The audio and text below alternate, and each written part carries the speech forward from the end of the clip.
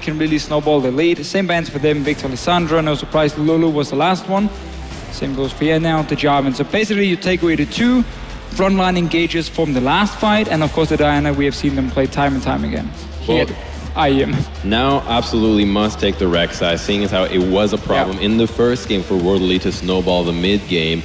Leads me to think that they might side with a Maokai for the GE Tigers, get rid of the second big frontline threat, and all of a sudden you force Aluka into a less tanky champion. Yeah, and also Rek'Sai doesn't offer you the same kind of hard engage as a Jarvan will, so unless they get a tank who can actually go in and start the fights from World Elite, we won't see the same kind of game as we saw here in before.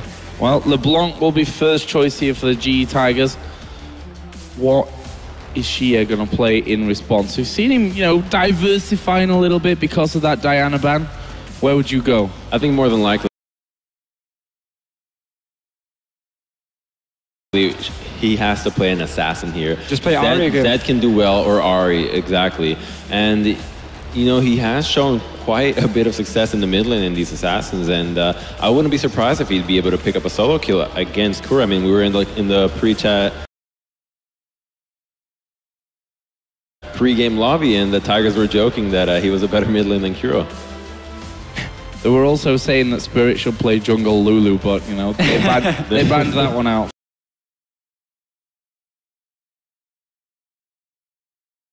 For today, sadly. But they're hovering over Yasuo. I don't imagine that'll be the choice for this one. In fact, they will.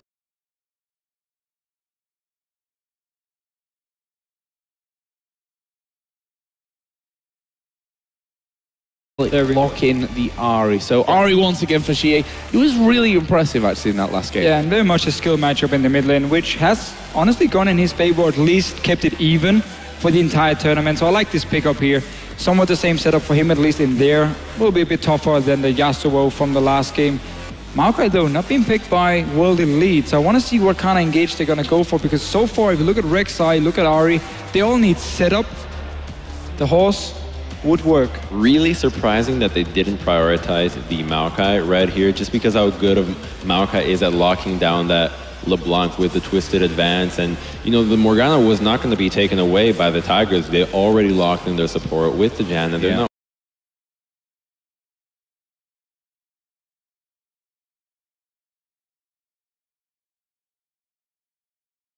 want to really prioritize the top lane Morgana. So, true.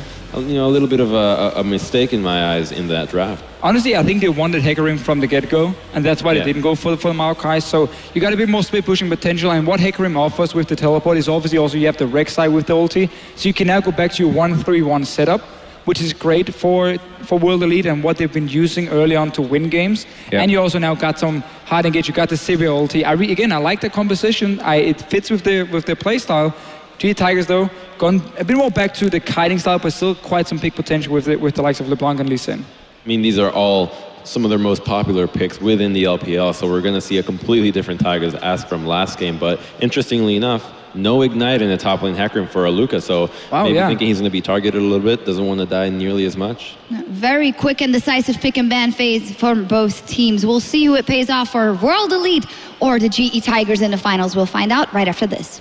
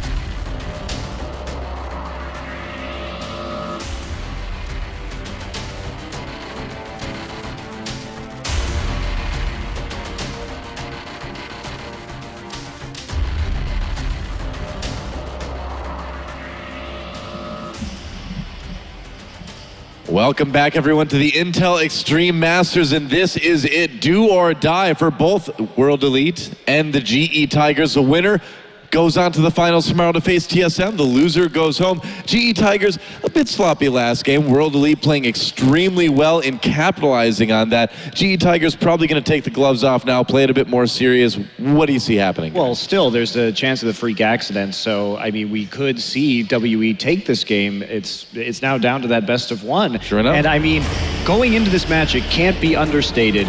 If the GE Tigers lose this game, this is undoubtedly the biggest upset in League of Legends history. Yeah, it's not a doubt in my mind that anything takes the cake on that one. Well, Kaboom! But I do agree that it would be in entirety. And, you know, I saw a tweet just before we came on air. 22 losses for World Elite in the LPL. GE Tigers have 20 wins and 2 losses in the LCK. So massive, massive disparity. The one thing I do like about World Elite's team comp, if they play as aggressive as they did previously, and if Aluka can have similar levels of engage that he did on Sion, but this time with the onslaught of shadows, there is the possibility, but it will hinge on the disengage from Lee and from Gorilla as to whether or not World Elite can stick to GE Tigers long enough. Right, and the thing too to mention is that the Hecarim pick is a little bit more finicky. He's not going to have as much leeway in terms of his tankiness if he builds that Trinity Force first. He did end up switching over to the Ignite in terms of his summoner spell. So you see him wrap around here in the top side, getting some decent deep wards. They're trying to prevent Smeb from handing over these Raptors early on, presumably to KurO doing a stack and then Wing to him that we saw a bit earlier today. Yep, looks like they won't be able to. Well, yeah, they're just going to chase the sapling out right here. They don't want that advantage for KurO in the laning phase. And there's actually so few teams that are willing to try interrupt those Maokai jungles.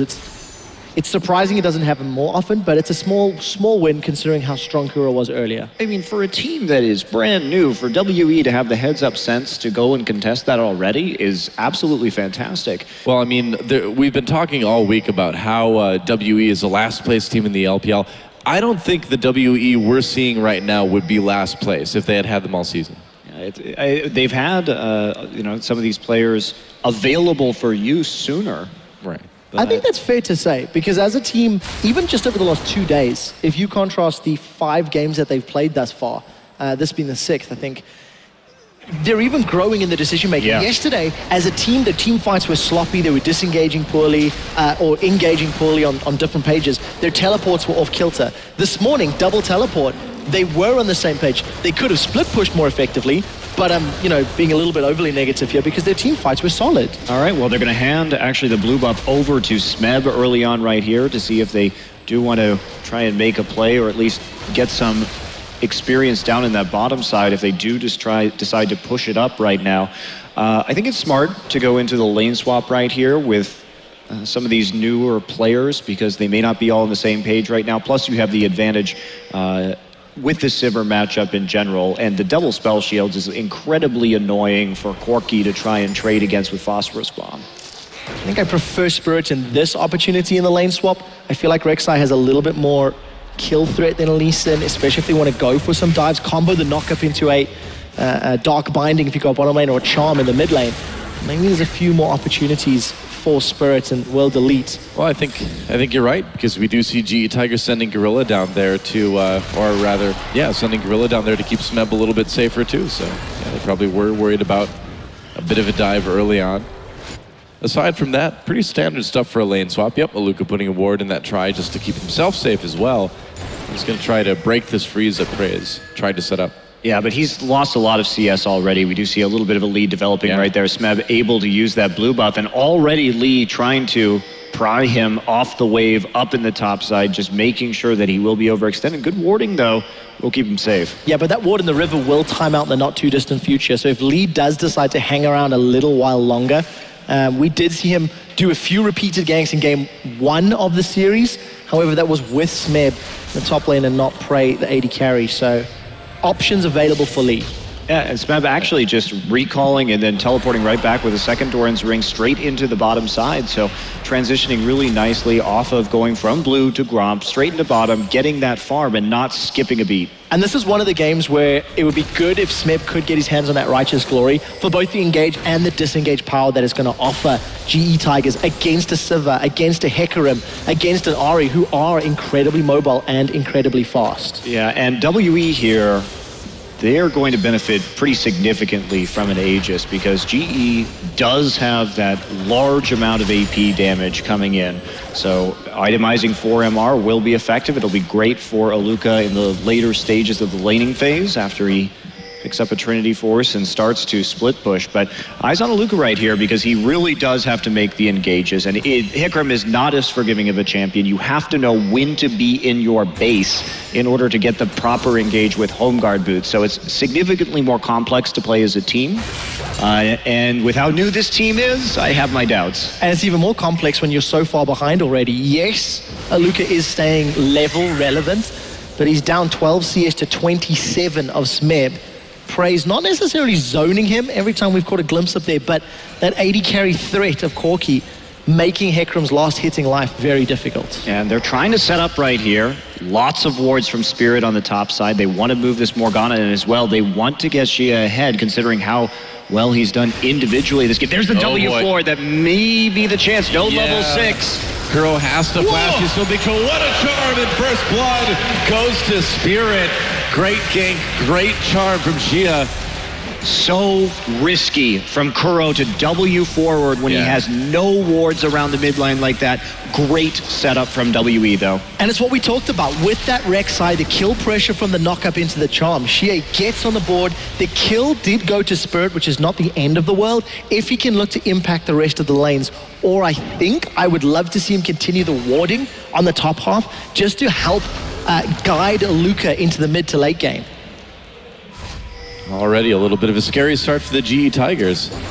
Well, they're still, I mean, because of the CS advantages right now, we're still pretty much even in this game. It's not going to be the end of the world for KurO. Spirit also invested a lot of money into wards to set that gank up in the first place. They do have eyes on Lee, but Spirit is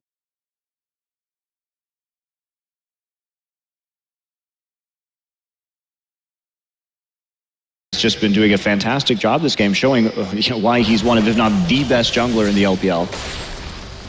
And sure enough, YuZhe getting possibly some deep wards in. Yep, just kind of keeping an eye on things. That's going to allow them to keep pressuring that bot lane, I suppose. Meanwhile, KurO just keeping the increase in CS going. He's got a couple teammates around to keep him safe now, too. The real story, though, is that this Maokai is getting so far ahead, and he has been completely unpunished in doing so. Does hit level 6, and this frees up in this lane swap situation Gorilla to move more freely around the map, help ward up around the mid lane for KurO, who finally has that protection. Blue buff will be passed over to both mid laners here at level 6. Xiye going for a Chalice first into that Athene's for some, presumably for some extra MR, at least in the very bursty LeBlanc lane. Yeah, KurO looks like he might be going for the Morale and Namakan earlier, though, so he's going to have possibly a little bit more damage in the early stages of the game, and we'll see how well he can make that work out for him. I mean, getting killed early on, it's going to make him a little bit mad. I think KurO's out for blood now. The thing is, though, as well, even if you look at the CS, despite giving up that kill, he's still ahead in CS, despite all of the pressure that KurO's had throughout this entire series. It's not about the money, though, man. It's about the pride. Touche. I can't disagree with that.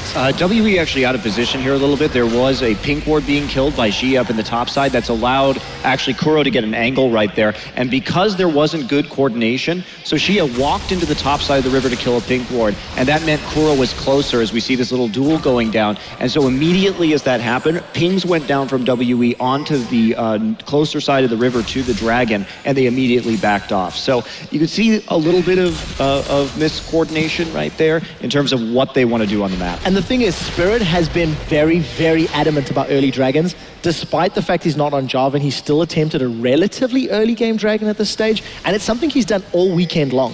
Spirit is really, really trying to take advantage of uncontested dragons where possible, but he gets out cleanly thanks to that burrow. Aluka's also caught up now in terms of that CS significantly, so he has been able to close that gap. Up on the top side, looks like we are going to see the 1v1 for the top laners at this stage. Smeb getting relatively tanky. Aluka going for that phage first. Quick ward over into the river just to see what's going on. And Smeb will pink ward his Tri-Brush as he moves back to continue to farm up here. I mean, the Maokai is a very scary pick in the late game for WE. As good as Mystic's positioning has been on that Sivir, if he can get onto the lower range Sivir, it does cause quite a few issues. And there's just so much peel on the backside too when we look at this team. Yeah, there really is. Lee's about to find Spirit. Oh, he comes in. Yeah, a little bit of damage on the Spirit. Doesn't get knocked up. Lee in trouble. There's a kill going over to WE already. Now KurO has the distortion over the wall to escape. Aluka trying to come in. He's going to use that onslaught of shadows. They're going to fear Gorilla. Gorilla flashes over the wall. Oh, Dark Binding barely misses. And there's a bit of damage coming in from Prey to presumably scare WE away. But the teleport coming down for the GE Tigers. They may have WE bottled in here. Prey just trying to do some damage, trying to keep them there. There's the knockup, and Smeb comes in. What can they make out of this? KurO locked up with that Dark Binding, preventing him from coming in quite as fast, and Smeb has to back off. So a risky moment for WE, but they get out and they get a kill as well. Maybe going to get a dragon too. Well, they could theoretically start it right here. The Void Rush is up and available, but it looks like they are just going to back off instead, at least for the moment. GE Smeb with a late teleport coming in. Again, GE not looking quite as decisive as they have in the past in these games, and WE just playing around the objective. KurO has W out of that, and here's the Void Rush. Yep, they're going to go for that Mystic dragon. was a little late to the party, but it was his on the hunt that saved WE at the end of the day. He came in through the river, but thanks to the pressure that they've built up, KurO's now caught Xiye, but Dragon goes to World Elite. Yeah, actually KurO not trying to do too much damage right there, not overcommitting. So another early dragon over to WE. They take that 1,000 gold lead, and we'll see what GE can do. They're still waiting a little bit for a bit of a power spike right here. Looks like Smeb will be going for that Righteous Glory, so they'll look for some hard engages. Yeah. Maybe once we see Prey get the Trinity Force and start to whittle people down. I think that makes sense. Sorry, Doe, but I also highlight the fact that Aluka teleported really quickly and really rapidly. World Elite were quite adamant they were looking for the fight. They got a pick on Lee, and knowing Dragon was up, there was always going to be the possibility to just transition to that objective. But World Elite need to keep doing that every time it's up. Look to get those home guards and keep playing aggressively. And if GE Tigers get caught in their own heads a little bit, lose a few more team fights, that's how World Elite can open up the rest of the map. We haven't really seen, I would say, GE tilt. No, not even really. when they've been pretty far behind in the past. So I think they are relatively resilient in that regard. They continue to try and make plays. They want to catch out Aluka right now. Can they do it? It doesn't look like it. My question is, the previous game team fights and some of the decisions already this game, it is also one characteristic of GE Tigers. Yeah, absolutely, and coming down right there, that was a little bit of a desperate gank in a situation where they don't have a lot of damage. Well, we're seeing this game kind of proceed similarly to the last one, where GE is just kind of unable to keep World Elite from taking these dragons. Well, I mean, there's only one dragon right now, so it's definitely not spiraling totally out of control yet, but still, it could be a factor a bit later on. And I mean, Lee blowing his flash right there for a gank that was very unlikely to see success in the first place is a bit sloppy. It's a bit odd, but it's also in conjunction with the odd engages that he had earlier with KurO, not on the same page. Maybe Lee pulling the trigger more quickly than he should be doing in contrast to the rest of the team. Take a look at the support for World Elite, though. They're looking to set their sights on Smeb. Yep, certainly could be. Meanwhile, a little bit of a duel in the mid lane. Smeb still in a lot of trouble. Is he going to be able to get out? Pops that ultimate. Doesn't look like it. Nice Dark Binding. And that helps Spirit pick up the kill. And again, GE Tigers, Smeb.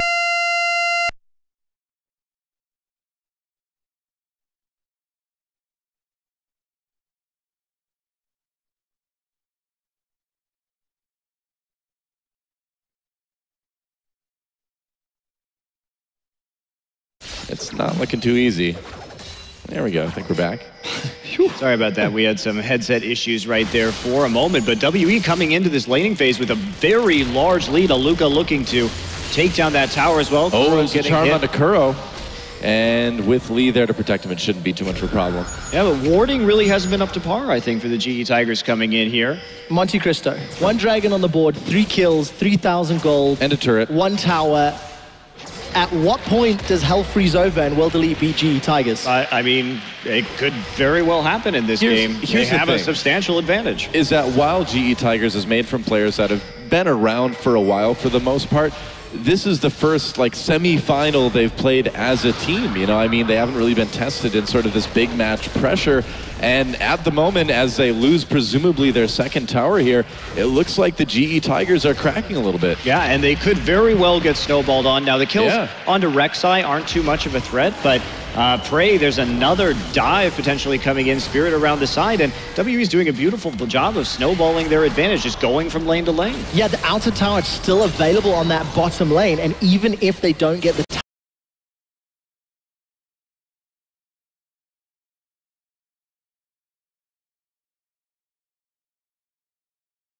tower dive kills, the wave clear and the pressure alone should buy World Elite some time on the tower. I say all of that as they decide to back, but they got some wards down at the very least. And World Elite, they're reading a very confident playbook, and with each and every game together, they seem to be growing in strength and ability and communication.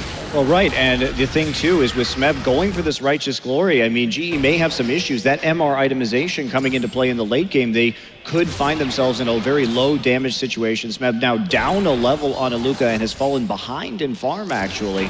Yeah, this is a pretty shocking turn of events in these last couple games for GE. You know, after we saw GE win game 1 so convincingly, game 2 and now game 3 looking not quite as good. Spirit comes up.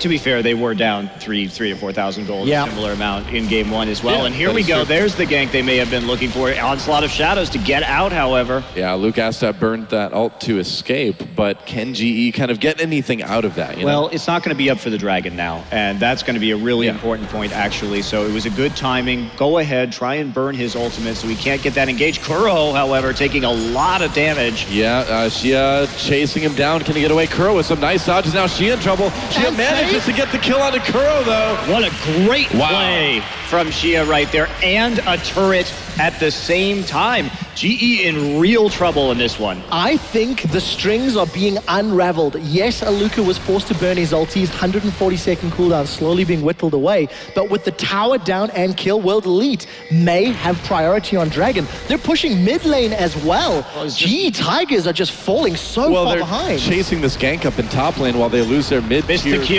And yeah, they might get Aluka here, but they're going to lose their mid-tier 2 turret. It's not really going to be the greatest thing. And Aluka lives. Wow, GE Tigers completely off the rails at this point. GE Tigers might be going full Cloud9. Yeah, it's absolutely. Yeah, I agree. I mean, I don't know why Lee is prioritizing trying to kill this Hecarim over and over and over again. They just don't have the damage on this top side. Yeah. Maybe if Smeb had that Blasting Wand, had that Rod of Ages, but at this point, that is a massive, massive lead of nearly 6,000 gold in favor of WE. And with how tanky this team can get, I'm not sure the comeback really exists for GE. I like the vision from World Elite. This entire series, they have had wards in GE Tigers jungle, and that ring of blue wards across the bottom half of the map, as well as some defensive wards in the top half, is going to give Aluka some opportunities to teleport to. Yes, he doesn't have his ultimate yet, but it will be available soon. And World Elite have already shown a willingness to go aggressive whenever he has it up. Yeah, World Elite seems to have GE's numbers right now, and if you look at the player cam down the bottom right, you see GE leaning forward, looking very intense. I've casted these guys' games every week for months. I've never seen that look on their faces before. Yeah, I mean, they're on the verge. Like we said, this would be the single biggest upset in the competitive history of League of Legends. I can't even think of one. Just kind of drawing a blank right here. I guess the second biggest one may have been the finals between Ozone and Blaze back in spring 2013, which is possible. On paper, Blaze coming in with a 13-game win streak and looking like they were on top of the world, only to get 3-0'd in that final. But other than that, I don't think we've seen a bigger, like, this would be the biggest upset. And the thing is, World Elite have to get over the biggest hurdle. They've got a fantastic lead, they've got towers, they've got all the tools available, but it comes down to closing out on those inhibitor turrets. Yeah. And with Smeb on the front line and wave clear from Prey and Gorilla, unless GE Tigers continue making more mistakes, I think GE can still dig down and defend, but they have to have a phenomenal job. There is no margin for error. And look how aggressive Mystic is playing. Well, Smeb doesn't have a lot of armor. Yeah, I mean, it's not very hard for Mystic to just sit there and do a lot of damage. What a great move by Spirit, too. Just coming in very aggressively, playing the objective game beautifully right here. Yeah, this is an extremely good WE team that we're seeing right now. It's shocking. Yeah. Shocking that they have come together so quickly at the beginning of this tournament, and it can't be stressed enough. They had never played together as a team before arriving here in Katowice. And they have come together. We've seen such an evolution in this team over the few days of this tournament. And Xiye just being magnificent in terms of his outplays in the mid lane. You know what it reminds me of? It reminds me of the GE Tigers, another team that came together very, very fast and started dominating everybody. You know, are we seeing the beginning of that for a team from the LPL now?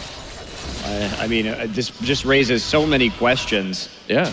In this match, but that large deficit coming in so far, and you know, it's a long time until the next Dragon, but GE may have to give that one up as well. Yeah, Home Guard has just been completed for Aluka. Again, vision is good. The outer turrets are all down with the exception of that top lane rather, for GE Tigers. So for World Elite, considering the way they have been playing, there should be a massive bullseye set on that inner turret. And I think GE will most likely be aware of it. So maybe see some defensive wards there to respond and try deal with the World Elite aggression. And interestingly, too, Aluka's not going for the Trinity Force this game. He has started building more tanky.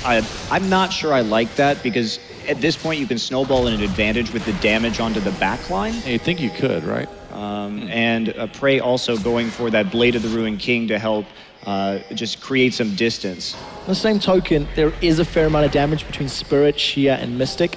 So if World Elites are opportunistic in a numbers or, you know, again, the aggressors, maybe relying on the damage from the rest of the team to back him up. But I do agree with you. Traditionally, I like the Trinity Force. It also, the split push threat is just multiplied exceptionally. Tower pushing, attack speed, etc.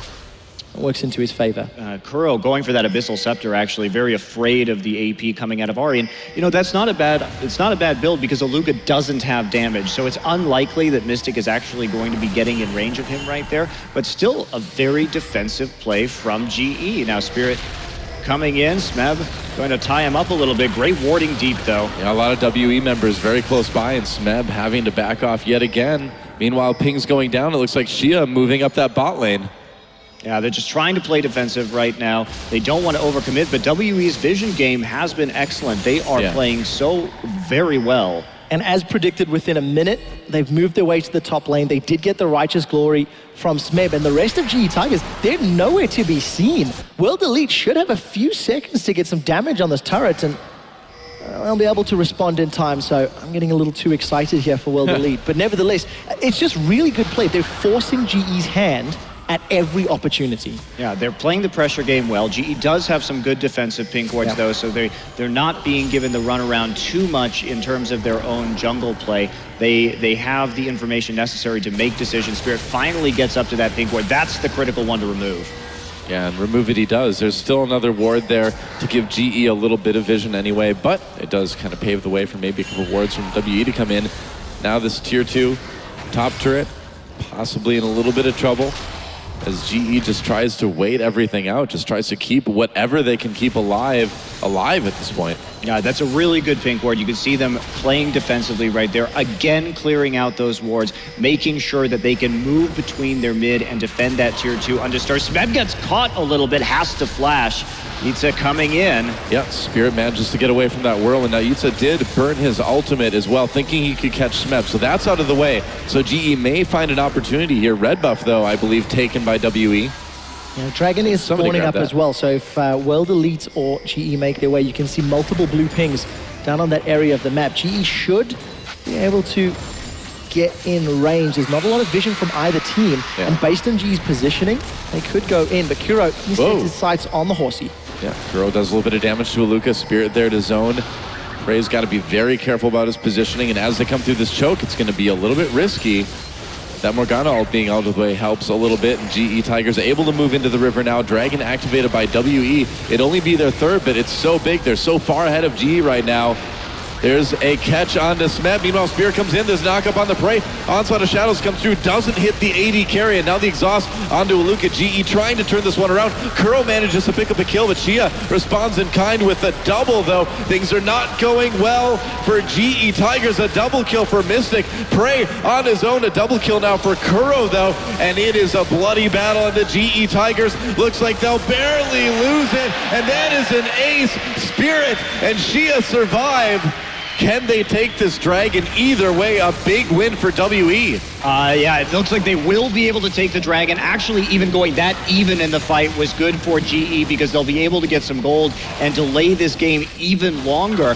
But yeah, they nearly cleaned that one up. Spirit with a great engage, got onto Prey early with the early knockup. Prey just a little bit too close right there. Did manage to Valk out of the Onslaught of Shadows as we watch this. Speed Shrine immensely helpful. So look at that, Spirit, beautiful start to that fight. Then you see, of course, the Monsoon coming in, but they can't kill Aluka quite fast enough. Prey still on the backside right here. Look at Xiye, great flank, does get Gorilla, and here are the autos coming in onto Xiye. Xiye then saving his last dash of the Spirit Rush, does hit KurO's clone right there with the charm, but this high speed engage, you have the Speed Shrine, you have the Hecarim, and you have the Sivir ultimate, makes it very difficult to escape. It does, and I actually think GE Tigers, despite the fact they lost the fight, they are down in gold, they got engaged upon in an inopportune way, yet they still managed to pick up 3.